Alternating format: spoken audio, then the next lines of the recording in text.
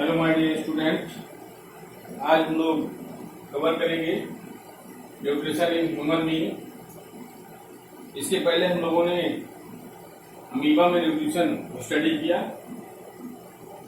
और holozoic type of nutrition था वहां पर। इसी तरह से ह्यूमन बीइंग में भी holozoic type of nutrition present है और यहाँ पर इसमें न्यूट्रिशन को स्टडी करने के लिए ह्यूमन बीइंग में हमें दो चीजें यहाँ क्लियर करनी होगी। दो पार्ट में हम लोग पढ़ते हैं, एक एलिमेंट्री कैनाल और दूसरा डाइजेस्टिव ग्लैंड। यहाँ दो सिस्टम है इसके। अगर डाइजेस्टिव सिस्टम की बात करें तो दो चीजें यहाँ पर, दो पार्ट हैं, एलिमेंट्री कैनाल और डाइजेस्टिव ग्लैंड, एसोसिएटेड ग्लैंड, इससे जुड़ी हुई ग्लैंड। एक एक करके पढ़ते हैं। एलिमेंट्री कैनाल को स्टडी करेंगे, फिर डाइजेस्टिव ग्लैंड कवर करेंगे। एलिमेंट्री कैनाल के बारे में आपको शुरू से अगर इसका स्टार्टिंग देखें तो माउथ से इसकी स्टार्टिंग होती है। जो पोर है, this pore is known as mouth, which is surrounded by upper and lower lips. तो अपर एंड लोअर लिप्स से ये सराउंडेड है और इस ओपनिंग को कहते हैं माउथ। माउथ से स्टार्ट है और एनस पे एंड हो रही है। Near about 8 to 10 metre length होती है इसकी। माउथ इसकी ओपनिंग है, स्टार्टिंग पॉइंट है। The opening which is surrounded by upper lip and lower lip is called mouth and the space inside the mouth. जैसे ही माउथ के बाद आप एंटर करेंगे, जस्ट आपको एक स्पेस मिलेगा, is known as mouth cavity. It is surrounded by upper and lower lip.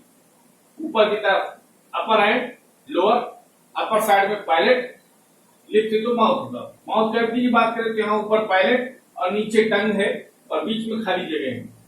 सामने की तरफ टीथ है।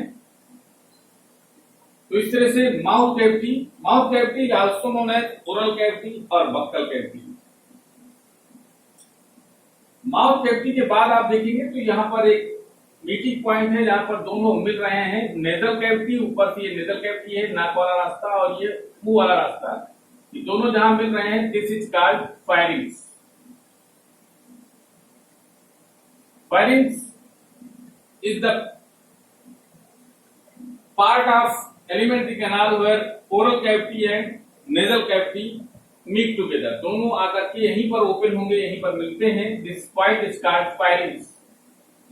जैसा जो टर्न है, मुंह आप जब खोलते हैं तो अंदर जो टर्न है, उस टर्न को कहेंगे फायरिंग्स। फायरिंग्स के बाद oesophagus. Oesophagus is also known as food pipe.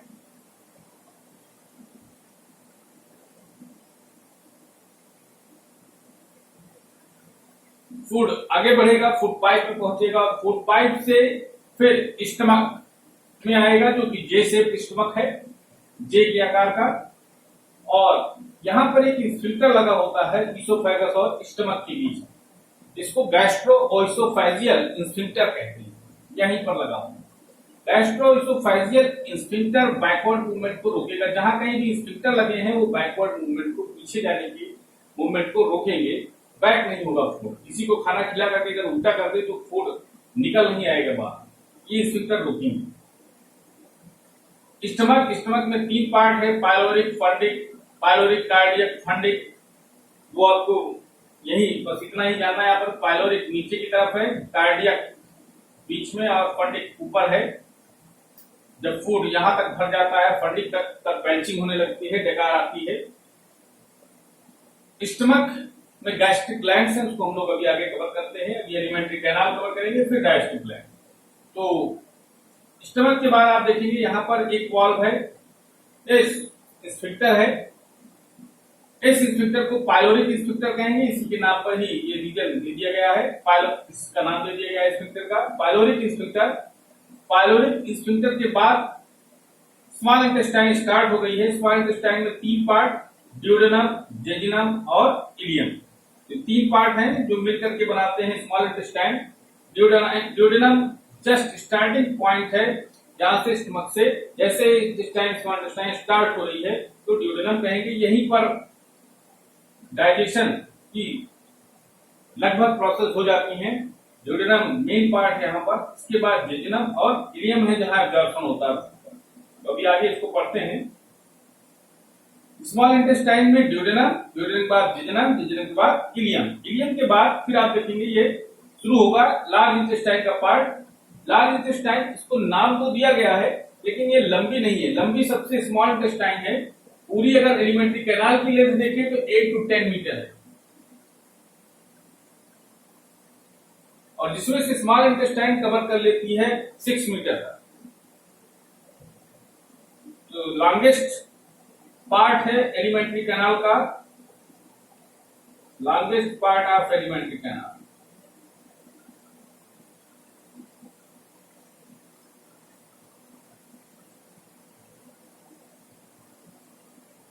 इसको लार्ज क्यों नाम दिया गया? क्योंकि ये थिक होती है, इसकी विड्थ ज्यादा है compare that small intestine. Thickness इसकी ज्यादा है, that's why it is known as large intestine.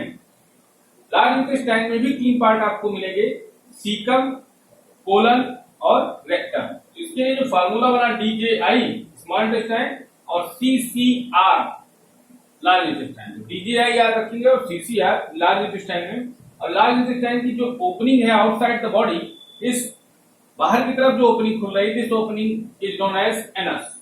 तो इतना आपको एलिमेंट्री कैनाल में नेम से अच्छी तरह से आपको नाम याद होने चाहिए। अब हम लोग इसमें आइए इसका फंक्शन पढ़ते हैं कि इनमें क्या क्या फंक्शन है। अब जैसे यहाँ पर माउथ है तो माउथ से स्टार्ट फूड इंटर किया, अंदर गया फूड, इंगेशन जिसे बोलेंगे। और टीथ है यहाँ पर, टीथ से क्या करेंगे, च्यूइंग किया, उसको बाइटिंग किया, च्यूइंग किया। यहाँ पर हम लोगों में जो माउथ में ह्यूमन बीइंग में टीथ है वो 4 टाइप के हैं, इंसीजर, कैनाइन, प्रीमोलर, मोलर। और इसका जो फार्मूला है 2/2/3/2/2/3। डेंटल फार्मूला कई बार आपके यहाँ पूछा गया है बोर्ड में, तो ह्यूमन बीइंग का डेंटल फार्मूला 2/2/3/2/2/3 होता है। इसमें हम इसे इंसीजर, कैनाइन, प्रीमोलर और मोलर ये पेयर में बात करते हैं। ऊपर ये अपर जाके है और ये नीचे लोअर जाके, तो इस तरह से ऊपर हो जाएगा 2 1 3 2 5 3 8 पेयर में 16 अपर जा में और 16 लोअर जा में, टोटल 32 टीथ होते हैं हम लोगों के माउथ में, माउथ कैविटी में। इंसीजर का फंक्शन है बाइटिंग। आगे से ही हम लोग बिस्किट वगैरह काटते हैं, किसी को काटते हैं तो आगे से, आगे वाले दांत जो इंसीजर है फ्रंट में है, इंसीजर का काम हो गया बाइटिंग। कैनाइन का टीयरिंग, कार्निवोर एनिमल्स में ज्यादा मिलेंगे ये। प्रीमोलर और मोलर दोनों का काम है ग्राइंडिंग और च्यूइंग, पीसना और चबाना प्रीमोलर और मोलर का काम है। तो इस तरह से डेंटल फार्मूला आपको याद होना चाहिए। माउथ में टीथ और टंग मिक्सिंग में हेल्प करेगी और टेस्ट बड पाई जाती है टंग पे, तो इस तरह से टेस्ट का हमको सेंसेशन देगी। माउथ में फूड को च्यूइंग करने के समय ही, उसी समय इसके आसपास भी, मीन्स यहाँ पर अगर आप देखें तो 3 पेयर्स सैलिवरी ग्लैंड हैं। 3 पेयर्स मीन्स 3 इधर हैं और 3 इधर। एक बिलो द ईयर, यहाँ पर parotid gland largest salivary gland है और इससे रिलेटेड डिजीज का नाम मम्स है, जो कि वायरल इन्फेक्शन से होती है। सेकेंड बिलो द जा, के नीचे सब मैक्सिलरी ग्लैंड बोलते हैं और टंग के नीचे सब लिंगुअल ग्लैंड। तो 3 इधर है और 3 इधर, 6 हो गई। 3 पेयर सैलिवरी ग्लैंड प्रेजेंट होंगी जो सैलिवा सीक्रेट करेंगी और यहाँ पर स्टार्च के डाइजेशन में हेल्प करेंगी। तो स्टार्च का डाइजेशन, कार्बोहाइड्रेट का डाइजेशन यही स्टार्ट हो जाता है माउथ में। तो यहाँ माउथ से ही अगर पूछा जाए आपसे डाइजेशन स्टार्ट कहां से होता है, तो आप ये बताएंगे कि माउथ से ही डाइजेशन स्टार्ट हो जाता है।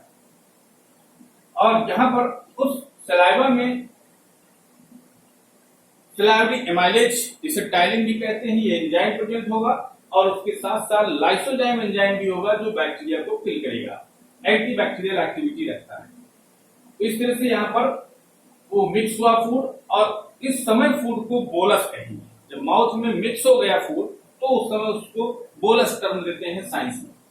आगे फूड बढ़ेगा फायरिंग्स में और फायरिंग्स से फिर धीरे धीरे ये ईसोफाइगस में आएगा, ईसोफाइगस से होते हुए ये स्टमक में पहुंचेगा। लेकिन अचानक जैसे ही हम फूड खाते हैं तुरंत नीचे नहीं गिरता स्टमक में कि धम से आवाज है। यहाँ धीरे धीरे ये एक एक्टिविटी स्टार्ट होती है इस मसल्स में। This activity known as peristalsis. Peristalsis means rhythmic contraction and relaxation. Rhythmic contraction, जैसे मान लीजिए ये गट है, एलिमेंट्री कैनाल, तो इनमें रिदमिक कॉन्ट्रैक्शन, एक बार यहाँ पर कॉन्ट्रैक्शन होगा तो यहाँ रिलैक्सेशन, फिर यहाँ कॉन्ट्रैक्शन तो यहाँ रिलैक्सेशन। तो इस तरह से कॉन्ट्रैक्शन रिलैक्सेशन रिदमिक कॉन्ट्रैक्शन, एक रिदम में होगा contraction and relaxation. This rhythmic contraction and relaxation inside the gut, inside the muscles of gut is known as peristalsis. Peristalsis या पेरिस्टाल्टिक मूवमेंट के थ्रू ये फूड धीरे धीरे आगे बढ़ेगा, which help in the movement of food in forward direction। Forward direction में ही move कराएगी पेरिस्टाल्टिक एक्टिविटी और ये धीरे धीरे आ जाएगा स्टमक में। स्टमक में आने के बाद यहाँ पर गैस्ट्रिक ग्लैंड है जिसमें म्यूकस सेल और चीफ सेल और ऑक्जेंटिक सेल ये पाई जा रही हैं गैस्ट्रिक ग्लैंड में। गैस्ट्रिक ग्लैंड में जो म्यूकस सेल है वो म्यूकस सिक्रीट करेगा, जो चीफ सेल है वो पेप्सिन और जो ऑक्जेंटिक सेल या पैराइटल सेल है वो एचसीएल सिक्रीट करेंगे। तो इस तरह से यहाँ पर ये हेल्प करेंगे कि डाइजेशन में, इसको हम लोग आगे कवर करेंगे डाइजेशन इन स्टमक में। और फिर आगे एसिडिक मीडियम में यहाँ डाइजेशन होगा मेनली प्रोटीन का, और आगे फिर यहाँ पर ड्यूडेनम में जैसे पहुंचेगा ये फूड। यहाँ स्टमक में जब फूड था तब इसको क्या कहेंगे, यहाँ पर हमने बोलस बोला, यहाँ पर काइम। फूड की स्थिति पोजीशन चेंज होगी तो उसका नाम चेंज हो जाएगा, यहाँ पर काइम। और जैसे इंटेस्टाइन में पहुंचेगा फूड तो यहाँ पर हो जाएगा काइम। इंटेस्टाइन में इधर लीवर से, लीवर सिंथेसिस कर रहा है बाइल का, means bile formation takes place in liver but stored in gallbladder. ये बहुत पूछा जाता है कि बाइल बनता कहाँ है, तो बनेगा लीवर सेल बनाएंगी, लेकिन स्टोर कहाँ होगा, गॉल ब्लैडर में। कंफ्यूजन नहीं होना चाहिए, बाइल गॉल ब्लैडर में स्टोर होगा और ये आएगा ड्यूडेनम में ओपन होगा। इधर से पैंक्रियाटिक जूस भी आकर के ड्यूडेनम में निकलेगा, रिलीज होगा। तो इस तरह से यहाँ पर पैंक्रियाटिक जूस, बाइल जूस और इंटेस्टाइनल जूस भी यहीं पर इंटेस्टाइनल ग्लैंड से निकलेगा। ये सब मिलकर के यहाँ पर कंप्लीट डाइजेशन करेंगे। अगर आपसे पूछा जाए कि कंप्लीट डाइजेशन कहाँ होता है तो आप बताएंगे स्मॉल इंटेस्टाइन। यहाँ पर डाइजेशन कंप्लीट हो जाएगा, कंप्लीटेड। तो इस तरह से स्मॉल इंटेस्टाइन में डाइजेशन कंप्लीट होगा और आगे ड्यूडेनम में ही कंप्लीट हो जाएगा। फिर जेजुनम इलियम में जो भी डाइजेशन हुआ वो एब्जॉर्ब होगा और उसके बाद लार्ज इंटेस्टाइन में केवल वाटर एब्जॉर्प्शन होता है मेनली, और कुछ आयंस, कुछ मिनरल्स का एब्जॉर्प्शन होता है। तो इस तरह से जो अनडाइजेस्टेड फूड होगा वो यहाँ पर आकर के रेक्टम में स्टोर होगा और टाइम टाइम पर रिलीज हो जाएगा अनस के थ्रू। यहाँ पर सीकम कोलन में देखें तो कुछ बैक्टीरिया भी होते हैं ह्यूमन बीइंग में जो हेल्प करते हैं विटामिन के वगैरह की फॉर्मेशन में, इकोलाई बैक्टीरिया जैसे। और रेक्टम, कोलन, सीकम, कोलन और रेक्टम, रेक्टम स्टोरेज का काम हो जाएगा यहाँ पर। तो इस तरह से यहाँ पूरा एलिमेंट्री कैनाल आपने देखा और इसमें अब हम लोग एक एक करके इन एंजाइम्स का क्या फंक्शन है, कौन सी एंजाइम कहाँ से, जैसे HCl की बात किया तो एसिडिक मीडियम बना रहा है, ये क्या फंक्शन होगा इसका, पेप्सिनोजेन को पेप्सिन में कन्वर्ट करेगा। तो ये सारी चीजें आइए डीप में पढ़ते हैं एक करके। पहले स्टार्ट करेंगे डाइजेशन इन माउथ, फिर डाइजेशन इन स्टमक और उसके बाद डाइजेशन इन स्मॉल इंटेस्टाइन या इंटेस्टाइन की बात करेंगे। तो आइए हम लोग आगे बढ़ते हैं डाइजेशन इन माउथ। एक करके जो होलोजोई न्यूट्रिशन है इसमें जो स्टेप्स मैंने बताए थे उस स्टेप्स के अकॉर्डिंग इसको आइए देखते हैं। पहला स्टेप इंगेशन। इंगेशन है क्या, अभी मैंने इसको पहले भी बताया आपको, इंटरनलाइजेशन ऑफ फूड, फूड को अंदर लेना, इंगल्फ करना थ्रू द माउथ। माउथ के थ्रू अगर इंटर कर रहे हैं then it is called ingestion, अंदर करना, बॉडी सेल्स के अंदर, बॉडी के अंदर फूड को अंदर लेना इंगेशन कहता है। Digestion, digestion breakdown of complex and insoluble substances, जो कि कॉम्प्लेक्स है बहुत अभी एंड इनसॉल्युबल, सॉल्युबल नहीं है वाटर में, into simpler and soluble form, simpler और सॉल्युबल फॉर्म में ब्रेक कर देना by the living being. Living means living का कैरेक्टर है digestion, by the living being is known as digestion. Digestion in mouth, ये करके हम लोग समझते हैं डाइजेशन कहाँ कहाँ हो रहा है, किस तरह से माउथ से स्टार्टिंग शुरू हो जाती है digestion started from mouth means mouth से ही स्टार्ट हो जाएगा डाइजेशन स्टार्ट।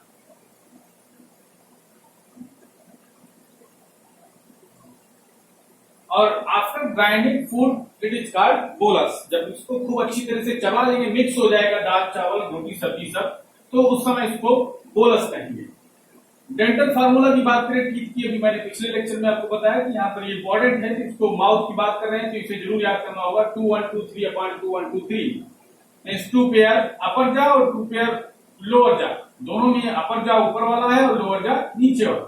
तो पेयर में है 2 pair incisor, 1 pair canine, 2 pair premolar और 3 पेयर मोलर।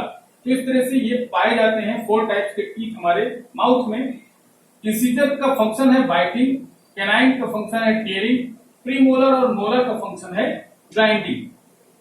तो इस तरह से यहाँ पर इनका फंक्शन भी आपको तैयार रखना है। और 2 1 3 2 5 3 8 पेयर मीन 16 अपर जा में 16 लोअर जा में। तो इस तरह से यहाँ 32 टोटल हो जाते हैं हमारे माउथ में परमानेंट टीथ। माउथ में सिलावरी ग्लैंड्स हैं, सिलावरी ग्लैंड से सलाइवा निकलेगा। सिलावरी ग्लैंड हम लोग कवर करेंगे डाइजेस्टिव ग्लैंड में भी नेक्स्ट टॉपिक में। तो सिलाइवा, यहाँ पर सिलाइवा का पीएच 6.8 मींस माउथ में जो पीएच होगा वो 6.8 होगा, जो भी यहाँ ब्रेक डाउन हो रहा है डाइजेशन होगा वो 6.8 पीएच पे। और इसमें सिलाइवा में salivary amylase also known as ptyalin enzyme, this is present in saliva and other enzyme is lysozyme which is also found in tears. आंसू में भी पाए जाते हैं। लाइसोजाइम एंटीबैक्टीरियल एक्टिविटी रखते हैं, जबकि lysozyme salivary amylase breaks starch to sugar means starch को ब्रेक करेगा शुगर में, माल्टोज शुगर में भी। माल्टोज डाइसैकेराइड है, बेसिक में मोनोसैकेराइड में नहीं ब्रेक किया मींस अभी और डाइजेशन होगा इसका, लेकिन कुछ सिंपल हुआ। जो पॉलीसैकेराइड थी वो डाइसैकेराइड में ब्रेक हुई, स्टार्च माल्टोज में ब्रेक होना शुरू हो जाएगा माउथ में। इसके बाद हम लोग आगे बढ़ते हैं, फूड आगे बढ़ेगा माउथ से फायरिंग से होते हुए ईसोफेगस और ईसोफेगस के स्टमक। तो डाइजेशन स्टमक, ईसोफेगस में नो डाइजेशन टेक्स प्लेस, कोई भी डाइजेशन ईसोफेगस में नहीं होता है। ये क्वेश्चन आप यहाँ पूछा जाता है कि एलिमेंट्री कैनाल का वो पार्ट बताइए जहां डाइजेशन नहीं होता, तो आप बताएंगे oesophagus. In this part food is called crime. और स्टमक में जब फूड पहुंचेगा तो इन सब की गैस्ट्रिक जूस की एक्टिविटी के कारण इसका कलर चेंज होगा, इस समय इस फूड को काइम कहेंगे। ये भी इंपॉर्टेंट है, टर्म भी याद रखिएगा काइम। नेक्स्ट, ये फूड पहुंचा कैसे स्टमक में, तो एक एक्टिविटी मैंने अभी बताया था पेरिस्टाल्सिस। पेरिस्टाल्सिस है क्या? Rhythmic contraction and relaxation. बार बार जो मसल्स में, गट की मसल्स में कॉन्ट्रैक्शन और रिलैक्सेशन हो रहा है, rhythmic contraction and relaxation activity of the muscle of the gut is known as peristalsis, which push the food in forward direction. आगे की तरफ फूड को मूव कराएगा, पुश करेगा। और स्टमक की इंटरनल लाइनिंग, जिसको म्यूकोसा कहते हैं, म्यूकोसा में गैस्ट्रिक ग्लैंड्स प्रेजेंट होंगी, इनसे जो जूस निकलेगा that is called gastric juice. Gastric juice में क्या क्या चीजें हैं इसको आइए पढ़ते हैं। तो gastric gland have 3 types of cells, chief cell also known as peptic cell. Peptic cell या चीफ सेल से निकलेगा पेप्सिनोजेन। पेप्सिनोजेन इनएक्टिव फॉर्म में है, ये एक एंजाइम है और इसको एक्टिवेट करता है HCl, जो पेप्सिन में कन्वर्ट होगा। और पेप्सिन एक प्रोटियोलिटिक एंजाइम है, प्रोटीन को ब्रेक करेगा, मींस डाइजेशन ऑफ प्रोटीन में हेल्प करेगा। It is a proteolytic enzyme. Mucus neck cell से म्यूकस सीक्रेट होगा और ये म्यूकस की एक थिक लेयर होती है इंटरनल वॉल में, जो बचाता है हार्मफुल एक्शन ऑफ HCl से। पूछा जाता है कि हम दूसरे के मसल्स को, दूसरे के मीट को डाइजेस्ट कर लेते हैं, दूसरे एनिमल के, जैसे मुर्गा है, बकरा है, इनके मीट को हम लोग डाइजेस्ट कर लेते हैं, फिश है, लेकिन अपना स्टमक क्यों नहीं डाइजेस्ट कर पाते? तो इसका रीजन यही है, due to the presence of thick layer of mucus, बचाता है HCl से। लेकिन जो और मीट वगैरह जो भी हम खा रहे हैं, वो जो स्टमक में जहां HCl मिलेगा, जिससे डायरेक्ट उसको डाइजेस्ट करेगा। पैराइटल सेल सीक्रेट HCl, इसको ऑक्सेंटिक सेल भी कहते हैं। तो ये सीक्रेट करेगा HCl, और इस समय स्टमक में जो पीएच होगा वो 1.8 का पीएच होगा। ये इंपॉर्टेंट पॉइंट है, कॉम्पिटिटिव एग्जाम में पूछे जाते हैं। 1.8 पीएच आप लोगों को याद होना चाहिए, 1.8 पीएच स्टमक में होगा। और HCl एक्टिवेट करेगा पेप्सिनोजेन को पेप्सिन में, और किल करेगा बैक्टीरिया को, मींस एंटीबैक्टीरियल एक्टिविटी भी रखता है। तो दो फंक्शन यहाँ पर HCl के आपको याद होने चाहिए।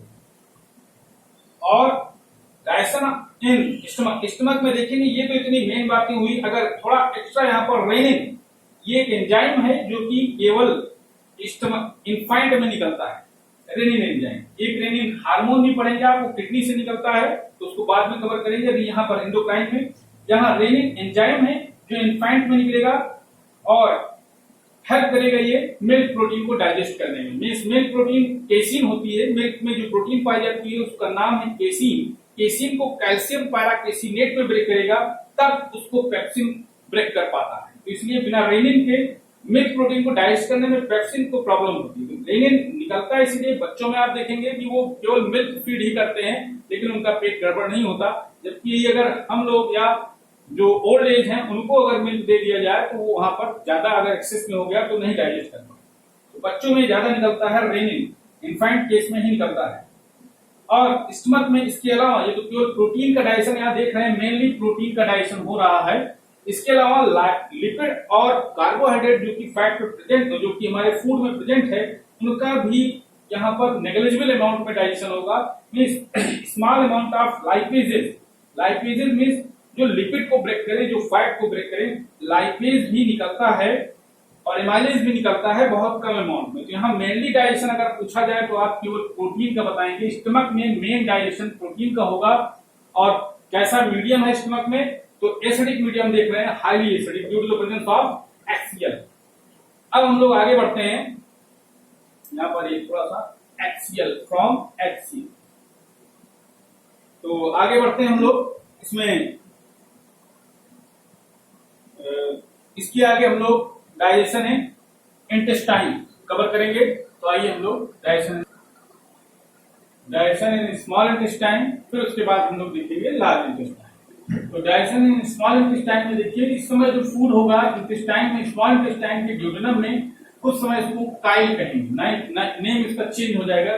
जो काइल था स्टमक में, अब उसको काइल बोला जाएगा, क्योंकि उसमें HCl वगैरह निकलेगा तो उसका चेंज होगा कलर और कंपोजिशन। तो इस समय इसको काइल कहेंगे।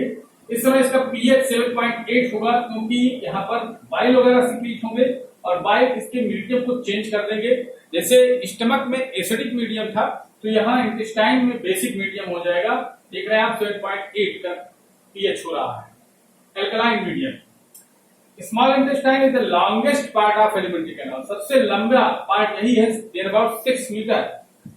और herbivores needs a longer small intestine, herbivore की स्मॉल इंटेस्टाइन लंबी होती है due to the digestion of cellulose, उसको सेलुलोज का भी डाइजेशन करना होता है। That's why their small intestine is longer than carnivores. Carnivores में जो अगर बात करें मीट की, फ्लैश की, तो ये इजीली डाइजेस्ट हो जाता है, इसलिए इनकी स्मॉल इंटेस्टाइन छोटी होती है कार्निवोर्स की। जबकि हर्बिवोर्स में सेलुलोज को भी डाइजेस्ट करना है, और ये हर्बिवोर प्लांट्स को खाएंगे, तो प्लांट्स में आप जान रहे हैं प्लांट सेल में सेलुलोज है, तो वहां पर इनकी स्मॉल इंटेस्टाइन लंबी होती है। Complete digestion takes place in the small intestine, जहां सभी चीजों का पूरा डाइजेस्ट हो जाए, डाइजेशन होगा। कार्बोहाइड्रेट, प्रोटीन, फैट, सभी चीजें बिल्कुल अपने स्मॉल फॉर्म में ब्रेक हो जाएंगी। Have finger, small intestine have finger like projection called villi, ये इंपॉर्टेंट पॉइंट है, विलाई को पूछा जाता है आपके यहाँ। तो have finger like projection called villi which increase the surface area, ये सरफेस एरिया को इंक्रीज करते हैं। विलाई इस तरह से फिंगर लाइक होंगे, और अगर आप इस चीज को देखें, कहीं पर अगर सीधी लाइन हो तो यहाँ पर सरफेस एरिया कम होगा, लेकिन इस तरह से अगर फिंगर लाइक प्रोजेक्शन हो जाएंगे तो सरफेस एरिया इंक्रीज हो जाएगा, और इससे एब्जॉर्प्शन ऑफ फूड ज्यादा से ज्यादा पूरा अच्छी तरह से एब्जॉर्प्शन हो सके इसकी सरफेस से। Small intestine receive the secretion means, यहाँ ड्यूडेनम में गॉल ब्लैडर से बाइल सिक्रीट होगा, और पैंक्रियाज से पैंक्रियाटिक जूस, और इंटेस्टाइनल ग्लैंड से इंटेस्टाइनल जूस, जिसे हम सक्कस इंटेरिकस भी कहते हैं, ये रिलीज होंगे यहाँ पर। तो इनका फंक्शन क्या होगा और ये किस तरह से स्मॉल इंटेस्टाइन में काम करेंगे, आइए देखते हैं। बाइल निकलेगा गॉल ब्लैडर से, जबकि बाइल फॉर्मेशन कहाँ होता है, लीवर में, लीवर बनाएगा, गॉल ब्लैडर में स्टोर होगा। Bile help in emulsification of fat, bile का फंक्शन है इमल्सिफाई करेगा, और दूसरा फंक्शन देखें तो एल्कलाइन मीडियम भी ये मेंटेन करता है 7.8 का pH। तो help in emulsification of fat. Emulsification होता क्या है? Break down of large fat globules into smaller uniformly distributed particles. Large fat globules को स्मॉलर फॉर्म में ब्रेक कर देगा, दिस इज कॉल्ड इमल्सिफिकेशन। और ये करता कौन है? बाइल। Next pancreas. पैंक्रियास जो कि एक मिक्स्ड ग्लैंड है, इंडोक्राइन और एक्सोक्राइन दोनों इसमें, तो मींस यहाँ पर जो हार्मोन ये एंजाइम निकलेंगे ये एक्सोक्राइन पार्ट से निकलेंगे, इंडोक्राइन पार्ट हम लोग नेक्स्ट अगले चैप्टर्स में कवर करेंगे। तो पैंक्रियास से पैंक्रियाटिक जूस निकलेगा, इससे जो निकलेंगे एंजाइम उनको पैंक्रियाटिक जूस कहते हैं। और पैंक्रियाटिक जूस में पाया जाएगा ट्रिप्सिन, काइमोट्रिप्सिन, एमाइलेज, लाइपेज। ये इनएक्टिव फॉर्म में निकलते हैं, लेकिन आपको बस अभी इतने इसकी केवल नाम जानने हैं, उनका फंक्शन। तो ट्रिप्सिन, काइमोट्रिप्सिन प्रोटीन को, प्रोटियोलिटिक एंजाइम है, प्रोटीन डाइजेशन में हेल्प करेंगे, प्रोटीन को डाइजेस्ट करेंगे। एमाइलेज कार्बोहाइड्रेट डाइजेशन के लिए होगा, पैंक्रियाटिक एमाइलेज पूरा नाम बोलते हैं। इसी तरह से पैंक्रियाटिक लाइपेज कहते हैं, क्योंकि जहां पर gastric amylase, gastric lipase intestine में पढ़ा आपने, और इंटेस्टाइनल एमाइलेज और इंटेस्टाइनल लाइपेज यहाँ इंटेस्टाइन में। पैंक्रियाटिक जूस से पैंक्रियाटिक एमाइलेज और पैंक्रियाटिक लाइपेज पैंक्रियास से, और इंटेस्टाइनल लाइपेज और इंटेस्टाइनल एमाइलेज इंटेस्टाइन से। तो उसी के आगे उस पार्ट का नाम लगा देते हैं, कॉमन नेम है एमाइलेज। तो ट्रिप्सिन, काइमोट्रिप्सिन प्रोटीन को, एमाइलेज कार्बोहाइड्रेट को, और लाइपेज लिपिड या फैट को डाइजेस्ट करेंगे। तो इस तरह से कंप्लीट जूस है ये भी, पैंक्रियास भी, पैंक्रियाटिक जूस भी सभी चीजों को डाइजेस्ट कर रहा है। इंटेस्टाइनल ग्लैंड, इंटेस्टाइनल जूस में क्या क्या पाया जाएगा? इंटेस्टाइनल ग्लैंड से इंटेस्टाइनल जूस निकलेगा, और इंटेस्टाइनल जूस में पाया जाएगा इरेप्सिन, डाइसेकेराइडेजेस और लाइपेजेस। इरेप्सिन जिस तरह से सभी जगह आप देख रहे हैं, यहाँ पर भी प्रोटीन डाइजेस्टिव एंजाइम, स्टमक में देखा पेप्सिन, वैसे यहाँ इरेप्सिन एंजाइम है जो प्रोटीन को डाइजेस्ट करेगा, प्रोटियोलिटिक एंजाइम है। और डाइसेकेराइडेजेस में माल्टेज देखेंगे, सुक्रेज, लैक्टेज, डाइसेकेराइड्स को ब्रेक करेगा, माल्टेज माल्टोज को, सुक्रेज सुक्रोज को, और लैक्टेज लैक्टोज को। वन मॉलिक्यूल ऑफ माल्टोज अगर ब्रेक होता है तो टू मॉलिक्यूल्स ऑफ ग्लूकोज बनते हैं। सुक्रेज सुक्रोज को ब्रेक करेगा, और सुक्रोज जब टूटेगा तो एक ग्लूकोज और एक फ्रक्टोज बनेगा। और लैक्टेज जब लैक्टेज लैक्टोज को ब्रेक करेगा तो एक ग्लूकोज और एक गैलेक्टोज बनेगा। और लाइपेजेस लिपिड या फैट को ब्रेक करेंगे। तो इस तरह से यहाँ पर पूरा का पूरा स्मॉल इंटेस्टाइन के ड्यूडेनम में ही पूरा का पूरा डाइजेशन कंप्लीट हो जा रहा है। इसके बाद जेजिनम और इलियम में एब्जॉर्प्शन होगा इसी फूड का जो डाइजेस्ट हुआ है, और किसके थ्रू? विलाई के थ्रू। विलाई यहाँ हेल्प करेंगे। तो आइए हम लोग नेक्स्ट कवर करते हैं। अब स्मॉल इंटेस्टाइन कवर हुआ, आगे चलते हैं लार्ज इंटेस्टाइन की तरफ। नेक्स्ट स्टेप है एब्जॉर्प्शन। तो डाइजेशन कंप्लीट हुआ स्मॉल इंटेस्टाइन में, अब आगे एब्जॉर्प्शन स्टेप देखेंगे। तो एब्जॉर्प्शन के लिए ड्यूडेनम में डाइजेशन कंप्लीट हुआ था, अब आगे जेजिनम और इलियम, यहाँ पर एब्जॉर्प्शन ऑफ फूड होगा, और लार्ज इंटेस्टाइन में एब्जॉर्प्शन ऑफ वाटर। तो इस तरह से कंप्लीट हो गया स्मॉल इंटेस्टाइन में। लार्ज इंटेस्टाइन में कोई डाइजेशन नहीं है, केवल एब्जॉर्प्शन ऑफ वाटर होगा। तो एब्जॉर्प्शन की डिफिनीशन क्या होगी? The process in which the digested food passes through the intestinal wall into the bloodstream. Blood में आ जाना उस डाइजेस्टेड फूड का इज नोन एज एब्जॉर्प्शन। वो एब्जॉर्ब होकर के इंटेस्टाइनल वॉल के थ्रू ब्लड में आ जाए फूड, अगर digested food, then it is called absorption. It take place in jejunum and ileum. Means duodenum में डाइजेशन कंप्लीट हुआ, और जेजिनम इलियम जैसे ही फूड आगे बढ़ेगा, जो डाइजेस्टेड फूड है वो ब्लड में आ जाएगा। The unabsorbed food is sent into the large intestine. और जो फूड डाइजेस्ट नहीं हुआ वो लार्ज इंटेस्टाइन में जाएगा, जहां पर where more villi absorb water from this material। जहां पर और विलाई प्रेजेंट होंगे, लार्ज इंटेस्टाइन में भी विलाई होते हैं, फिंगर लाइक प्रोजेक्शन, तो वो वाटर को एब्जॉर्ब कर लेंगे। एब्जॉर्प्शन के बाद अगला step assimilation. Assimilation means the process in which the absorbed food is taken in by body cells. अब वो जो ब्लड के थ्रू सेल्स तक पहुंचेगा एब्जॉर्ब डाइजेस्टेड फूड, और डाइजेस्टेड फूड सेल्स के पास जब पहुंचने के बाद सेल्स उसको जब ले अंदर और उसको यूज करें ग्रोथ, एनर्जी, रिपेयर के लिए, then it is called assimilation. Assimilate हो जाए, सेल के साइटोप्लाज्म में मिक्स हो जाए, और उसको सेल यूज करे एनर्जी, ग्रोथ और रिपेयर के लिए, then it is called assimilation. इसको एसिमिलेशन कहेंगे। और लास्ट में लास्ट स्टेप डाइजेशन का ईगेशन। ईगेशन और एक्सक्रीशन में कंफ्यूज रहते हैं बच्चे, लेकिन दोनों अलग अलग चीजें हैं। ईगेशन थ्रू द एनस होगा, थ्रू द एक्सक्रीटरी पोर होगा, जबकि एक्सक्रीशन लीवर भी करता है, स्किन भी करती है। तो एक्सक्रीशन एक लार्ज टर्म है, एक्सक्रीशन एक अलग टर्म है। Egestion means the removal of undigested food, undigested food को बाहर निकालना via the anus is known as egestion, इसको बोलेंगे ईगेशन। तो डाइजेशन यहाँ कंप्लीट हुआ पूरा टॉपिक। अब डाइजेस्टिव ग्लैंड उससे रिलेटेड था तो ये भी बचा हुआ है। इनमें 3 ग्लैंड आपके सिलेबस में डीप में पढ़ना है, सैलिवरी ग्लैंड, लीवर और पैंक्रियास। पैंक्रियास के बारे में आप लोग पढ़ चुके हैं, पैंक्रियास से पैंक्रियाटिक जूस निकलता है, ये आप पढ़ चुके हैं, इसके पहले ही जस्ट मैंने पिछले लेक्चर में बताया। तो पैंक्रियाटिक जूस से trypsin, chymotrypsin, pancreatic lipase, pancreatic amylase देखा आपने। सैलिवरी एमाइलेज 3 पेयर ग्लैंड है, पैरोटिड ग्लैंड 1 पेयर होंगी, सब मैक्सिलरी ग्लैंड 1 पेयर और sublingual gland 1 pair. Parotid gland below the ear, कान के नीचे होंगी। लार्जेस्ट सैलिवरी ग्लैंड भी कहते हैं और इनसे रिलेटेड डिजीज का नाम है मम्स। पैरामिक्सोवायरस के इन्फेक्शन से मम्स, इसको हिंदी में गलसुआ कहते हैं, ये हो जाता है, ग्लैंड स्वेल कर जाती है। सब मैक्सिलरी ग्लैंड ये ईयर के नीचे होगी, सलाइवा सीक्रेट करेंगी, तीनों ग्लैंड सलाइवा निकालेंगी। सब लिंगुअल ग्लैंड ये टंग के नीचे होगी। बस इतना ही आपको इसमें जानना है, इनके नाम जानते रहना। 3 पेयर्स कौन कौन सी, उनका नाम याद करना। Next gland liver. Liver is the largest gland of the body, largest gland है हमारी बॉडी में। Largest gland of the human body is liver. कई बार पूछा गया है कि the name of largest gland, then you tell liver is the largest gland. इसके फंक्शन भी आइए कवर करते हैं, पूछा जाता है what is the function of liver. तो पहला यहां देख रहे हैं आप, सीक्रेट्स हेपारिन।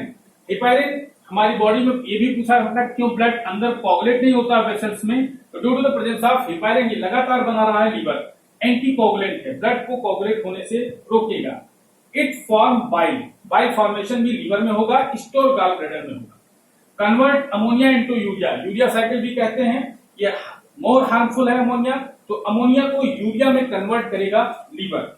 इस तरह से मोर हार्मफुल को लेस हार्मफुल में कन्वर्ट करता है। यूरिया लेस हार्मफुल है, उसको कुछ देर तक हम अपनी बॉडी में रख सकते हैं, लेकिन अमोनिया ज्यादा देर तक अपनी बॉडी में नहीं रखेंगे, नुकसान कर देते हैं। इसलिए लीवर अमोनिया को यूरिया में कन्वर्ट कर देगा। आगे next, store food in the form of glycogen. Liver cell में ग्लाइकोजन भी स्टोर होता है as a food.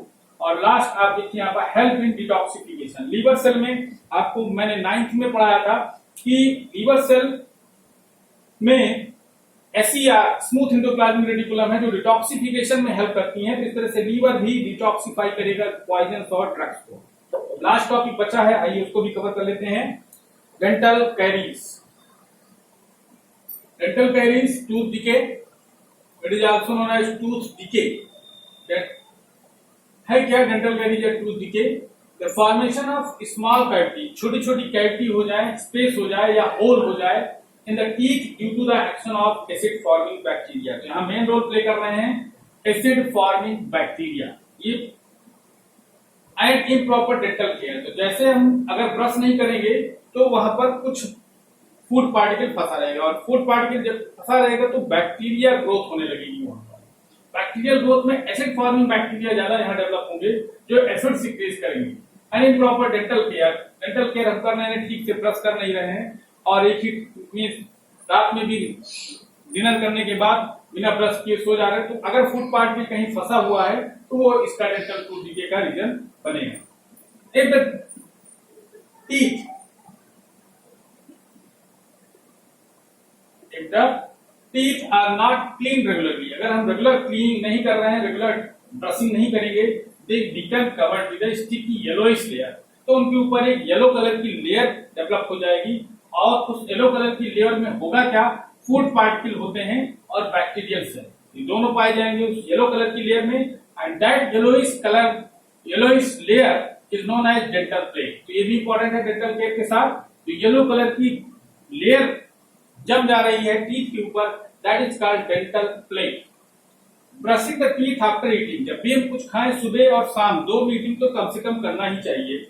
Means breakfast के लंच के बाद और फिर उसके बाद रात में, सुबह ब्रेकफास्ट के पहले और रात में डिनर के बाद मीन्स ब्रेकफास्ट के पहले करना चाहिए, सुबह उठते ही ब्रश करना चाहिए, और रात में डिनर के बाद ब्रश करना जरूरी है। Brushing the teeth after eating is the prevention and treatment of dental care. तो प्रिवेंशन है मेन, अगर हो गई कैविटी, प्रिवेंशन है, रोक सकते हैं। अगर कैविटी हो गई है तब फिर ट्रीटमेंट तो ब्रशिंग से नहीं होगा, लेकिन और कैविटीज नहीं होंगी। तो इस तरह से ब्रश हमको करना चाहिए सुबह ब्रेकफास्ट के पहले और रात में डिनर के बाद। तो इस तरह से यहाँ पर हम लोग इतना कवर कर लिए हैं डेंटल कैरियर। ये न्यूट्रिशन टॉपिक आपका कवर होता है। नेक्स्ट लेक्चर में हम लोग रेस्पिरेशन स्टार्ट करेंगे। Thank you.